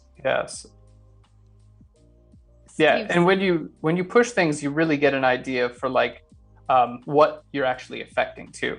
Yeah, exactly. And then you kind of have these happy mistakes that all of a sudden look really cool. Steve said that whatever is laying there is a Scottish hairy coo. What is that? the Highland coos in Scotland, like instead of saying cows, they say coo. Oh, really? Yeah. I don't know if everyone does. I don't know if that's just with the Scottish accent, but when we were over there, it was like, oh, the Highland coos. And that's so fun. Yeah, they're the ones that are like really hairy with the big horns and they're kind of like, I'm not explaining things very well today. No, I think I know what you're talking about. Yeah, the like the super hairy ones, like with the big long fur. Yep, the ones that are really photogenic and you always see in black and white photos of Scotland and they're like hanging with their hair in their face. That's so cool. Yes, I just want to cuddle with one of those. I wonder how they smell though. Yeah, I know they probably smell pretty bad. Shampoo first, then cuddle. Yeah. So what we did here is super cool too, because we just went with one of these masks. So basically this mask here started out with like a brush. So you can see that's where it started. And then we put a luminance range onto that, which only affected the lighter areas. And then I minused out the sky as well. So turning this off and on, we're able to take just those highlights in just the areas that we painted and really brighten those up a little bit, you know, like kind of give that little bit more of an interest, kind of almost like a little bit of a controlled dodge and burn there. This is so fun. I'm really digging this. So let's just turn these masks off and on real quick. So there we go. There's the before and the after. Actually, if we just do a full before and after, we can see. Yeah, let's check that out. Wow. There we go. How cool is that? And I feel like we got to put a different sky in there. Yeah. You know. Okay, so this would be the place where we would go and do a into Photoshop, right? Because we want to do a sky replacement. We could just throw a color in there here in Lightroom, but I'm like, let's go into Photoshop. So let's right click on this. We'll go to edit in, open as a smart object in Photoshop. Boom, boom, boom. There we go. We'll go ahead and close this one out. Okay, F for full screen. There we go. And we'll go to image, or sorry, edit, and then sky replacement. Oh, cool. Look at that. Our first selection. And it looks really, really good already. I love it. Okay. I feel like this just goes to show that picture, you know, didn't really look like much at first. And then you start editing it and you can take any photo and turn it into this super cool, beautiful landscape or portrait or whatever the subject may be. Like all these tools are so powerful. They are so powerful. It's just like your creativity is the only thing that is like limiting, right? Like you just have so much fun. And that's the thing, is it's fun too. Like, yeah, if you can't tell, we're having a great time. Look at this. I can adjust the scale of these clouds. Like, honestly, and the fact that all these clouds are like built into this is like, it's nuts. Wow, that's super cool already. It kind of looks like water is like shooting off at the top of this thing too. Yeah. This is definitely making me want to go back into all of our Iceland photos and re-edit some of them that I was kind of like, it's whatever. I mean, this just like brought it to life. Yeah, and it's like, wow. It's like not whatever anymore. Yeah. The technical term, whatever. Yeah, no longer whatever. Oh my gosh. All right, so we gotta see, this is the before. So we gotta hit, there's the before, okay? And then hold on, we gotta go all the way back to the before. Oh, you know what I'm gonna do? I'm gonna create a virtual copy of this one. Just like someone mentioned earlier, we're gonna create a virtual copy, okay? And then this one, we're just going to, there we go. Because I want to show like a true before and after. But go all the way down through here, back to the import. Could have done that at the beginning, but there we go. And I want to flip them around. Shift tab. Whoa! Yeah, look at that. Oh, that's so fun, huh? I love it. That looks so great. It's so fun to edit these like landscapes and make them look like kind of like fantasy artwork, because it definitely doesn't look like a photo reel just like straight out of the camera. Like it definitely looks like edited. but I like it a lot too. Like, I don't know, I feel like I would love that on like a cover of a book, or Yeah, even as like a little print on the wall. It's so cool. totally. Yeah, I really love it. And Steve said that Highland cows aren't smelly and that they like scratches behind their ears. Oh, That's super cute. That is really cute. I have the best photo of one where it was like sticking its tongue out, and his tongue was going right up his nose. He was like licking his chops, but I got it right at the moment where it was going up his nose. I feel like if I could do that, I might do it every now and then. I can actually do that, but what? I'm not gonna. Yep. Probably not on the live stream. Yeah, I'm not gonna do it on the live stream, but I'll show you after. Here in my text message history is gonna get a little bit interesting. Yeah. Oh, so we need funny. a picture of you next to that Highland Scottish cow doing the same thing. Ooh, that's actually a great idea. I'm gonna have to do that later. I'll find the picture and be like, here's me and my best friend. Oh my God, it's too good. Too good. This is so much fun. Well, before we move on, does anyone have any questions about what we've been doing? All these techniques are so fun because you can use them with portraits, with animals, and now here with some landscapes as well. Yeah. Let us know if you have any questions. Everyone right now is just talking about cows and animals. So, and then we'll be doing the artist spotlight in about 8 minutes. Nice. Fantastic. So let's go ahead, and because we just have a few minutes, I want to just jump in and create a quick collection here in Lightroom.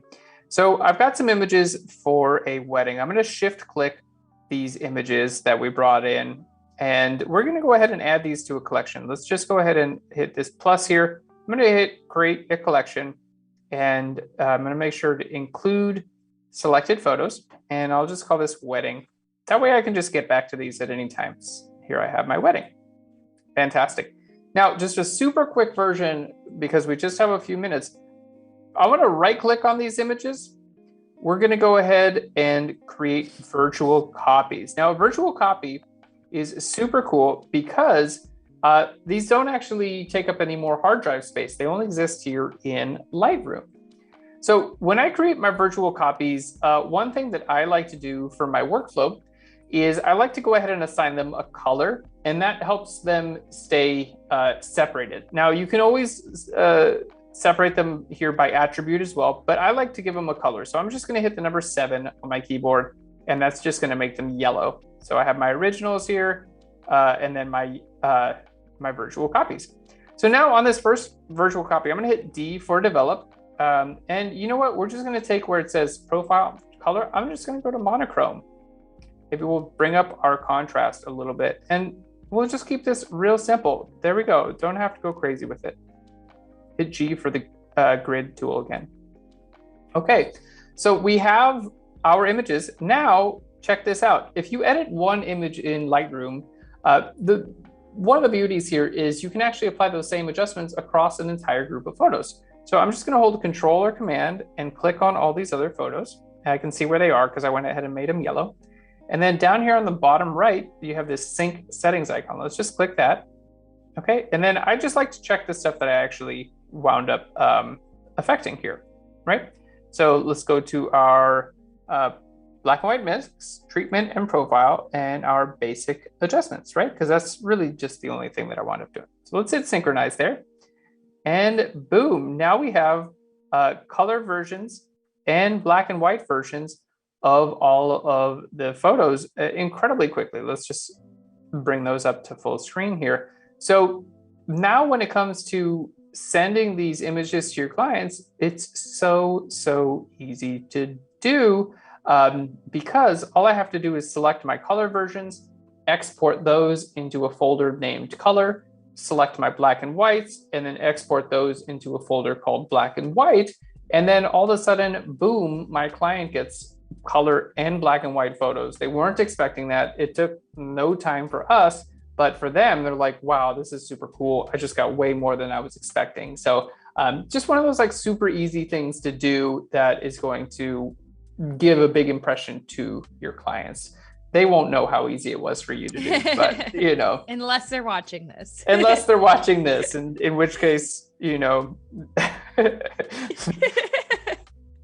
they might ask for the original raw photos so they can edit them themselves. I don't know, but if they're watching this, they're probably already photographers, I guess. Yeah. That's such a great tip though. Such a good value add, and always nice to go above and beyond for people. Yeah, especially, you know, like I always love to under promise and over deliver. So whether it's like, if I say, hey, the images will be done by the 21st, I'll try to get them to them on the 18th. Or if I say, you know, if I'm going to do a video shoot for a client, I just did something recently where I actually, you know, they commissioned one video and I wound up delivering several videos that were similar, but just slightly different editing. And it didn't take that long for me to do, but now they have something they can put on social media. They can put on their about page on their website. They can use for ads and promos, some shorter versions and some longer versions. And I just like to give them a little bit more, you know, that way they can just come away with a big smile on their face. And anyone who's ever like had a contractor or worked with an artist knows that, you know, when you get more than you're expecting, it always leaves a good impression. And then hopefully they come back to you as clients and recommend you to their friends. Absolutely. Such good tips. All right. Well, how are we doing on the time? We have 3 minutes until our artist spotlight. So we have 3 minutes. Well, that's more than enough time to make some eyes pop here in Lightroom.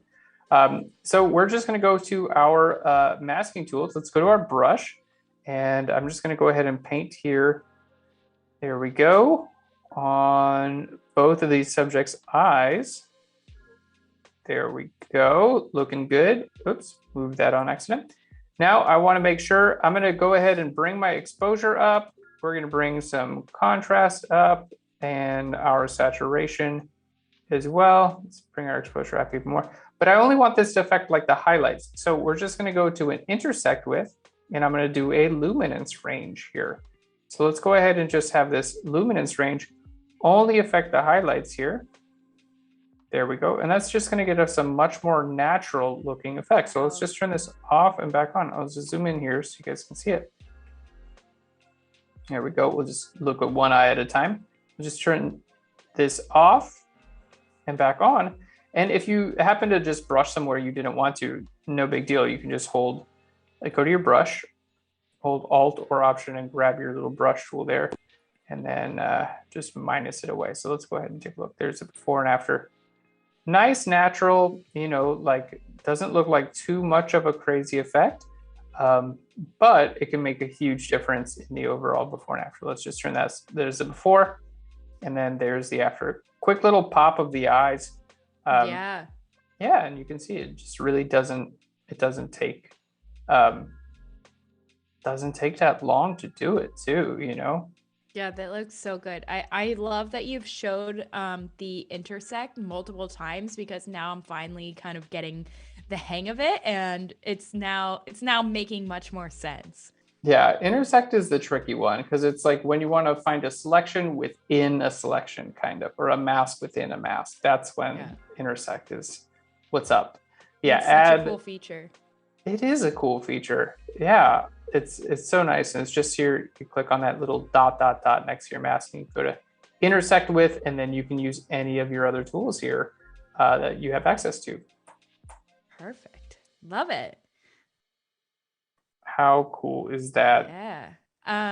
All right. Well, we have about a minute, but we could jump into artist spotlight now. Let's do it. It's counting down quickly. Let's do it.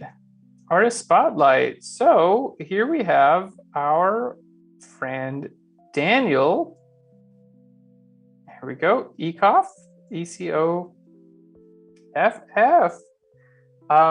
Daniel, this is so cool. So Daniel says you're a full service digital imaging specialist, professional retoucher and finisher, photographer, compositing, and design. So you kind of do it all, Daniel, and your work looks really, really cool. Yeah. Wow, awesome. And I'm curious, to know if this is like, is this client work or is this like spec work? Like did you do this for SFX, or is this something that you did on your own? It looks like you actually were hired to do this work. It looks like client work. That would be amazing. Yeah, let us know, Daniel, if you're here in the chat. Absolutely beautiful work. Amazing. You did stuff. Doogie Kamealoha. I love this show. It's so cute. Wow. If anyone haven't seen this show, I highly recommend it. It's so cute. Is this supposed to be like a spinoff on Doogie Howser? It is a spin-off on Doogie Howser. It's on Oh my God. It's on I'm going to have Disney to watch Plus. that. It's amazing. And it's based in Hawaii, which I'm from Hawaii. So, big heart thumps for me. Wow. And yeah, she's totally cool. So is she his daughter? Or is it just like a new thing? It's a totally new thing. Yeah. Okay. Yeah. She's just another really smart kid who became a doctor at a very early age, but she also likes to surf and is really sweet. And her dad in the show is really cool. I highly recommend it. So I'm totally going to watch it. I think I might have to spend my afternoon watching it. It's super cute. It's very family friendly, and it's on the Disney Channel. So it's on the Disney Plus app. But yeah, I highly recommend it. Cool. Yeah. These are really great, Daniel. I love like all of the different types that he's doing here, like having multiple versions and multiple characters. I feel like you often see that in movie posters. And yeah, I wonder, did he do the 9 Perfect Strangers cover art? I mean, it kind of looks like it, right? Like, I have a friend who I know actually did some retouching on this project too. So I wonder where all of that, kind of combines. With these agencies, they hire so many different talented people to work together. So it's super interesting to see where it all comes together. But awesome work, just all around beautiful, beautiful work. I'm guessing this is client work. Yeah. Yeah. Oh, this is cool. She's like in the city. Oh, that's sweet. This reminds me of a shoot I did a few years ago, and I like this one a lot. It's super cool. The compositing looks really great. Nice, real and realistic. Oh, fantastic work all around, I gotta say. And a large body of work here too. We've got quite a bit. These are all like pretty new movies here and shows. Yeah. So wow, cool. Well, hey, congratulations. This is a fantastic body of work. Yeah. Go give Daniel a follow. Cody just dropped his Instagram in the chat. So go give him a follow, and or you can see it right here at the top of Aaron's screen. Awesome. Yeah, very underrated. We need to give him some more followers. Yeah, Daniel. Representing, man. I'm gonna just want to keep scrolling, but I know. Maybe we should get back into Lightroom. But awesome work, Daniel. I have nothing but positive things to say about your work. Super consistent, professional, very, very well done all around. Very nice job. I agree. I'm gonna go follow him right now. Nice, fantastic. Alrighty, well, are we ready to go back into Lightroom? Yeah, I think so. All right, fantastic. So this next photo, we have a short series that I wanted to work on. So just to kind of put those all in their own place, I was just going to add those to a collection.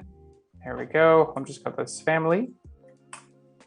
There we go. And I'm going to hit Control or Command A to select them all and hit N for survey view, which if you guys don't know about survey view, it's one of my favorite ways to view photos in Lightroom. You click on N, or it's this little icon right down here next to the face. Survey view, it just brings all these up. And if you don't want to see one, you can hold Control or Command and click on it, and then it goes away and everything rearranges itself in a really cool way as well. I use it for finding my pick. So if I'm like, what's the favorite image of the kid on the bicycle? Then I'd be like, okay, maybe these are both good. I like his face in that one, yay. I I didn't even know you could do that. That's really cool. It's kind of nice, right? And I'll do like, if I have a ton of images, like if I have like thousands of images on a photo shoot, here, I'll show you. We'll go outside the collection. Obviously, it's hard to compare, but let's say I just have like a super lot of images with a client and I want them to kind of go through them. I'll go like 2 or 3 lines at a time, right? Because you can't look at a ton of photos at the same time and see which one's best. So I'll just go to like the top row, top 2 rows, I'll hit N, and then I'll be like, okay, pick your favorites from this. And they'll be like, no, no, no, no, no. And they'll be like, that one's cool. So I'll just be like, okay, click on it and hit P for pick. And they're like, that one's cool, hit P for pick. And they're like, are those the ones you want? Like, and they'll be like, yeah, those are the cool ones. And we're like, okay, cool.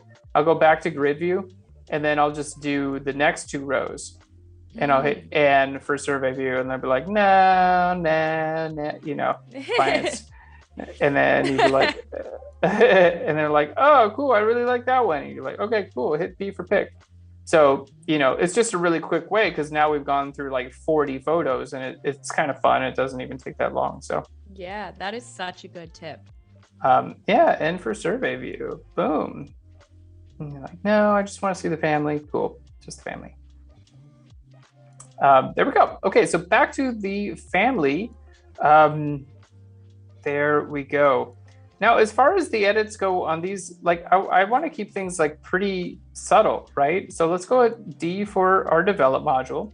I think we could definitely use some more vibrance, just like, you know, really bring some more color in there. But now the green in the grass is like a little bit not the right green. So let's just maybe change the hue and the saturation of just the green. So let's grab that hue, and I'm going to click and just drag that grass down like a little bit, because it was, you know, it's a little bit too much before. There we go. And I'm going to just drag the saturation of the grass down just a tiny bit before. There we go too. All right, so that's looking really good. Next, I want to see about bringing like a little bit more of this like flare in from the top right. So let's go ahead and grab a radial gradient. We're just going to click and drag from the top right. Nice big gradient there. Okay. Bring up our shadow color here, bring up our color temperature a little bit, maybe our exposure a little bit there. Here we go. And just overall make that, here we go. Let me just turn that off and on. By the way, you can move this whole mask thing if you don't want it up on the top right, if it's kind of in the way. There we go. So just kind of seeing what this looks like before and after. Yeah, that looks pretty good. And then I'll just create a new mask. We'll go to, here we go. I'm going to go to a radial gradient and then just click and drag out there, and then bump up my shadow color just a little bit there. Okay, fantastic.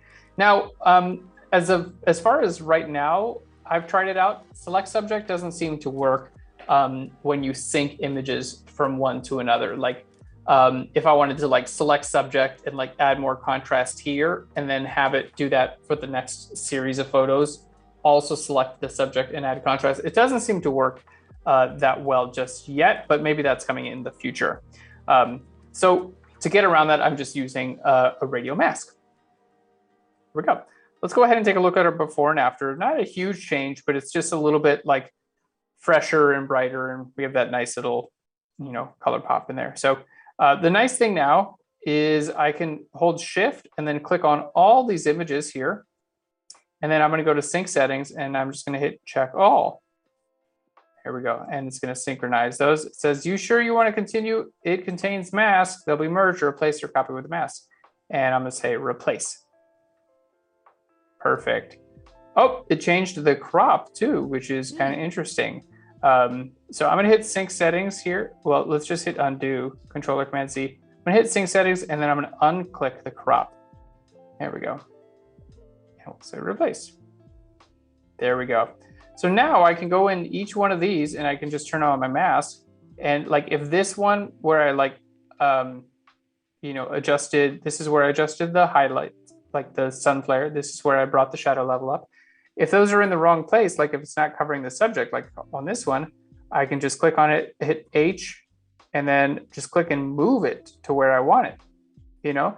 So I still get to sync that. I still get all the advantages of it. Like right now, it's like not in the right place, but I just click and move it, boom. And I'm going through these photos really nice and quick here. because it still syncs all this stuff. All I have to do is just move these to where I want them. And like this one, here we go. Let's just bring this right down here. You know, this mask doesn't make sense right there, but maybe we should put it right there where the actual sunlight is, right? Yeah. Because brought that little solar flare. So now we're like, okay, cool, let's put it up there. And that makes sense. So these radial gradients, you know, these masks rather, are super useful, still able to sync from one photo to another. So we still get the same look, but obviously the sun changes in every angle, right? Like as you move around the images, the people are going to move and the sun's going to move, but now they still all have the same feel because they're all, you know, have the same editing applied to them, even though like the sky and our subjects are moving. Yeah. How cool is that?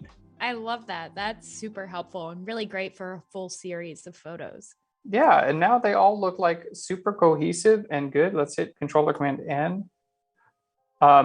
You know, they all look perfectly cohesive, just like we want them to, and they've all been edited in that same way. And then again, just to show it, because I think it's so awesome, we can right click here. We can go to create our virtual copies. Here we go. I'm gonna hit the number 7 just to give them a color, just like I like. And then I'm gonna go to my develop tab, and then let's try, I'm just gonna bring in, we're gonna go to monochrome, and then I'm gonna bring in a little bit of color. There we go. So in this black and white, here we go, this color grading, we're gonna go to our midtones and just pull in like a little bit of sepia tone. There we go. I think that's nice. Not too overdone. But there we go. And then we'll just sync settings, synchronize that, and hit replace. Oh, it didn't do exactly what we want. I'm gonna hit sync settings, and this time I'm gonna just uncheck all my masking. So it's just gonna do the other stuff.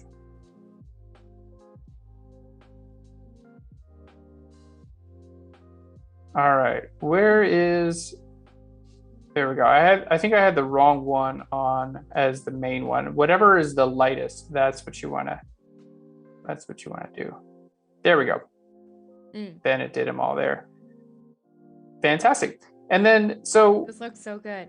It's so fun and easy to do. So if you wanted to export these out, you know, what I would do is I would just go up here to my attribute tab, you know, because remember, we made all these virtual copies, this yellow outline, right? Let's just make this a little bit bigger so we can see. So the regular images are just gray, and then the virtual copies have this yellow highlight to them. So if I want to just go to my gray color right up here, I can click on that, and that just shows my regulars. If I want to go to my virtual copies, I can do that here.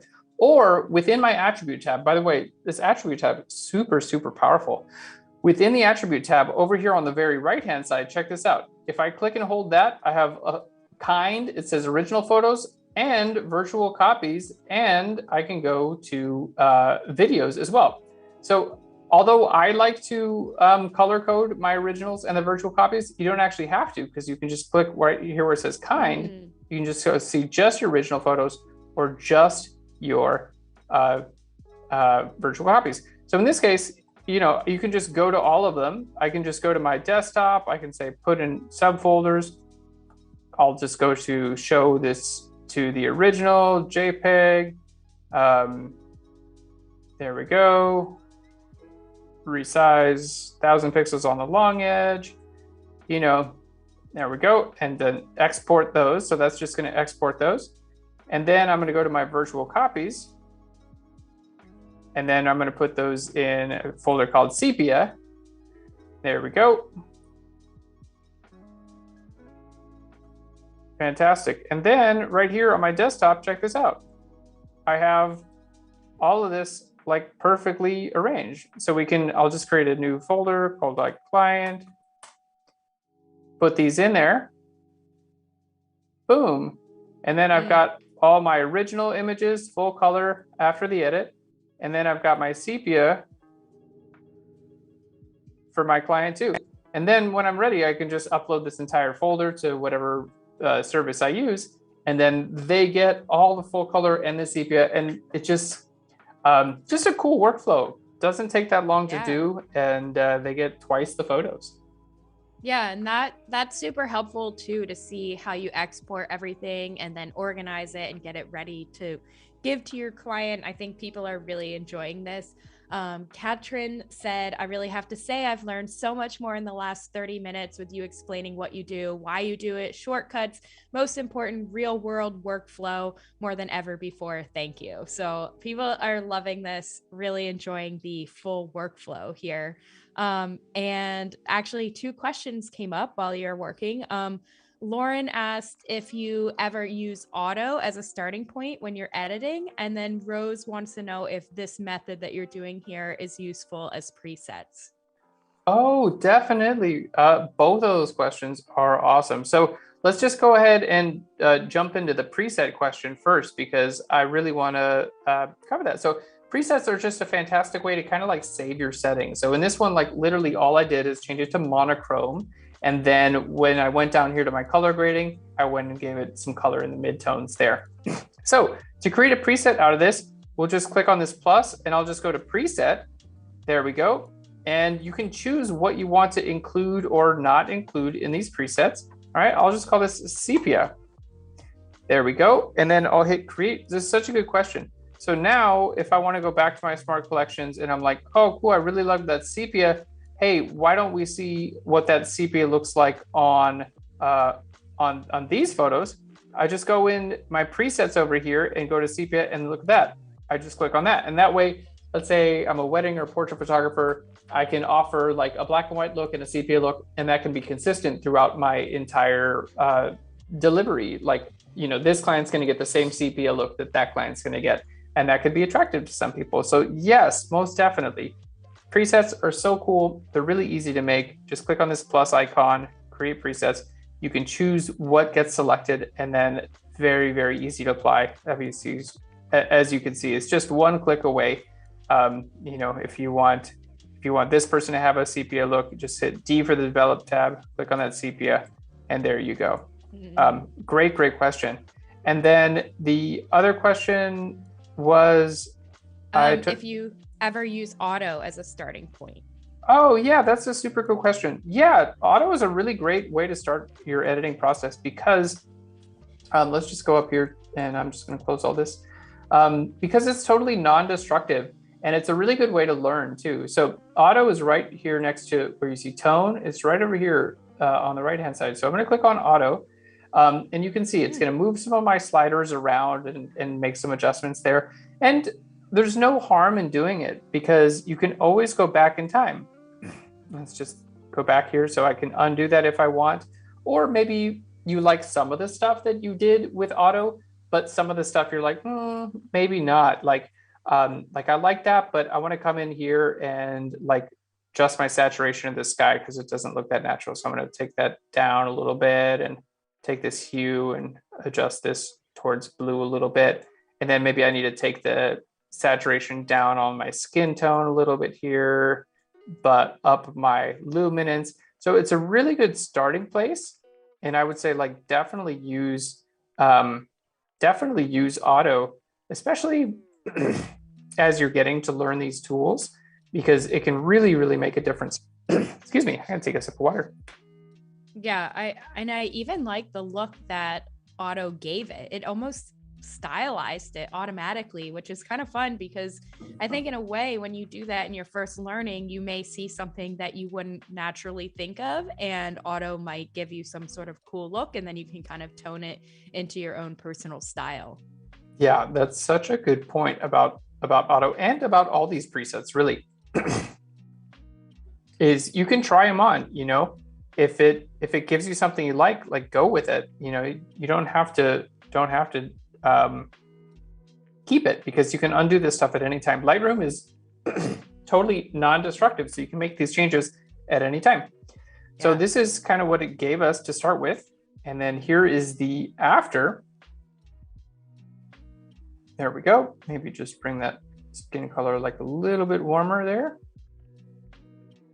Yeah, I think that's looking really good overall. Yeah. Um, and this is part of a little series, right? So I'm just going to create a quick collection, call this surf. So that's the image we edited. Now let's hold Control or Command and click on the other images in the series. Go to Sync Settings, and I'm going to apply that mask too. There we go. And it applies the same edit to those. Now, in this case, like the sky is a little bit like blown out because I don't think we just had as much information there to begin with. So maybe we'll take our highlights and just kind of back that off a little bit, you know, because it just didn't seem to work really well with that one. It worked better with this one. But we can find a mid-ground that works for all of these images and kind of put them all together again.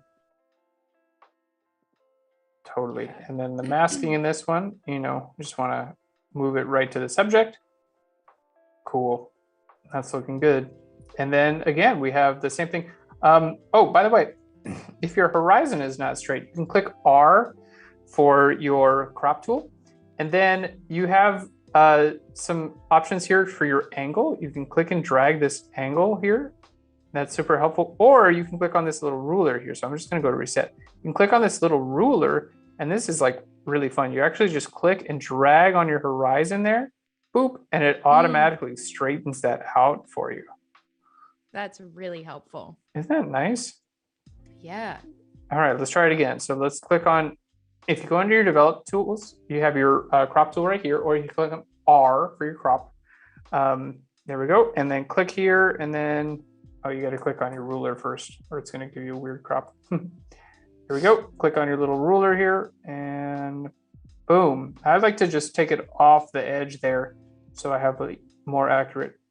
There we go. Ah, so perfect.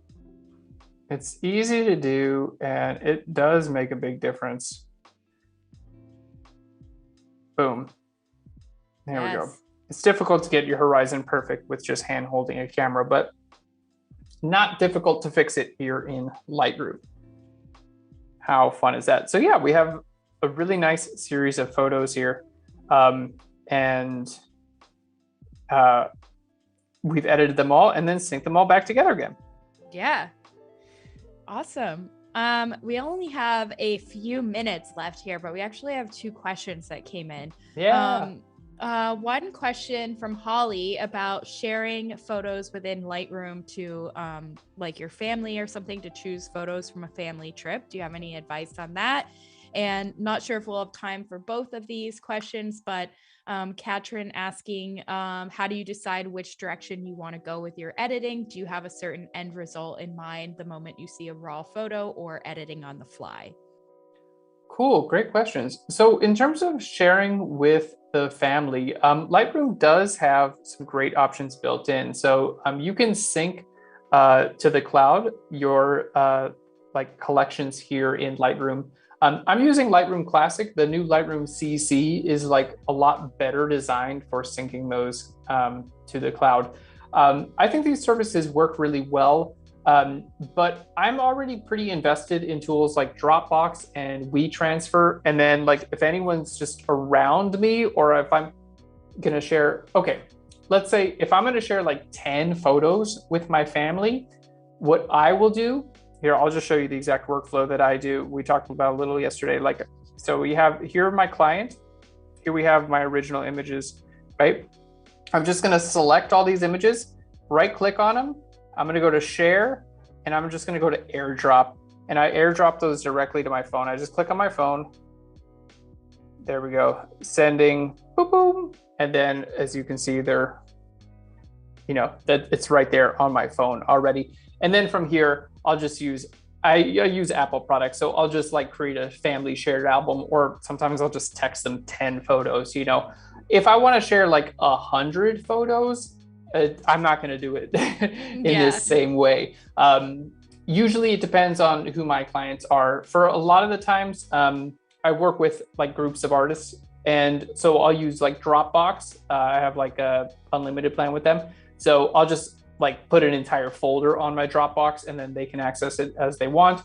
Some clients just want a direct download. I tend to use WeTransfer for that. So it really depends on how many images I'm sending. Like just yesterday, I sent, it was going to be like 37 gigabytes of video footage to a client. They wanted the original footage. And I was like, sure, I'm happy to give that to you as a friend of mine. But 37 gigabytes for an average user is way too much, like that's just a lot of information. So for those videos, what I did is I went through a program called Handbrake that like recompresses them and makes the file size quite a bit smaller. It's great for video. And that brought 37 gigabytes down to 2 gigabytes, and they were still totally usable for that client. And then that 2 gigabytes, I just compressed that into one file and then sent that with WeTransfer. So super good question. And I hope I've given you some insights. It really depends on who the client is, what you're sending, and then like the space, right? Like I would never try to send like my mom like gigabytes worth of files, right? Like for her, I'm doing iPhone all the way or Android, just message them. That tends to be the best way. So I hope that helps. Yeah, those are great tips. We've even gone as far as overnighting drives to clients, like when we'll have like a huge amount of footage and we're like, here you go, we're going to overnight this footage to you, and then you can look at it on the drive, and they seem to really like that. Oh yeah, that's especially with a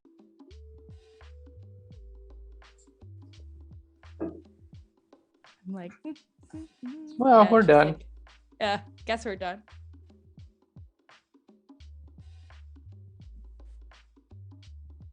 Are we back? Okay. All right, everyone. Sorry about the technical difficulties. Thank you so much for joining us, and we will see you next time on Adobe Live. Bye. Bye, everyone.